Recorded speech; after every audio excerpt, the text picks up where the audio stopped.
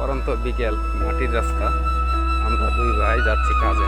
দেখেন ডাইন সাইডে তাল গাছ, বাম সাইডে তাল গাছ, মাশাআল্লাহ কি সুন্দর আকাশের আবহাওয়াটা। এই যে গ্যান্ডারি খেতে অনেকদিন পর একটা চা বাগান দেখলাম।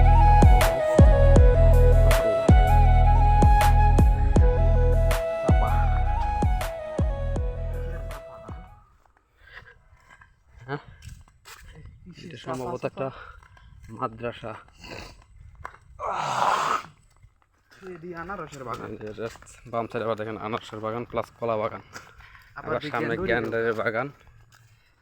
মাটির রাস্তা, অনেকদিন পরে মাটির রাস্তা পেলাম। মানুষ তেমন একটা মানুষ দেখা যায় না রাস্তাঘাটে, খুবই কম, গ্রাম অঞ্চল। সব মিলিয়ে খুব ভালোই লাগতেছে।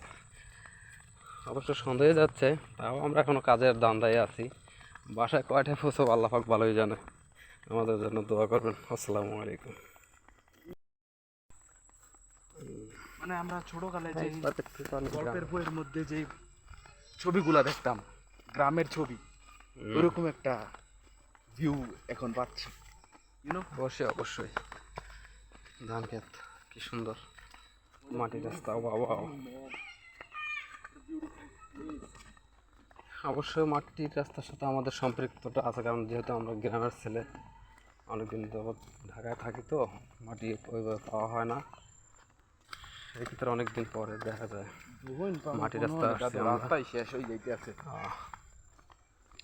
ঠিকানা দিচ্ছে, অনেক কষ্ট করে আসছি। ঠিকানা দিচ্ছে ঠিক মতো, কথা মানে বোঝা যায় না মোবাইলে। অনেক কষ্ট করে আমরা রাস্তা দুই দিক দিয়ে উঠে গেছে। যাবো কোন দিকে? আনারস বাগান কোন দিকে যাবো? ওই যে একটা দোকান, আসেন ওই যে পাইছি তো, ওই যে অন্ধকার হয়ে গেছে দেখেন। এটা আনারস বাগান, সামনে একটা দোকান। আমাকে জিজ্ঞাসা করবো যে আসলে আমার বাড়িটা কোথায়, তারপর আমরা আমার গন্তব্যে চলে যাবো ইনশাল্লাহ। দেখেন কি সুন্দর এই যে রাস্তা, এদিকে দেখেন কি সুন্দর, মাশাল্লাহ। গরু, একেবারে গ্রাম অঞ্চল। অবশেষে আমরা বাড়িটা খুঁজে পেয়েছি, সাহেবের বাড়ি।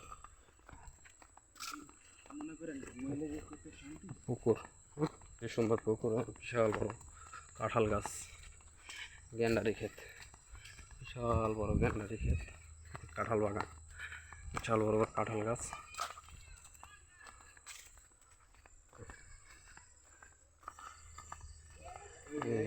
বাড়ি, এই যে পাওয়া গেছে মাসুদ সাহেবের বাড়ি। অবশেষে আমরা কাঙ্ক্ষিত গন্তব্যের স্থানে পৌঁছাতে পারলাম, আলহামদুলিল্লাহ। আরে রাস্তা তো এই রাস্তা লাল মাটি, মাটি লাল, হ্যাঁ মাটিগুলি, গাজীপুরের মাটিগুলি দেখেন কি লাল, মাটি ওই যে বের হয়েছে।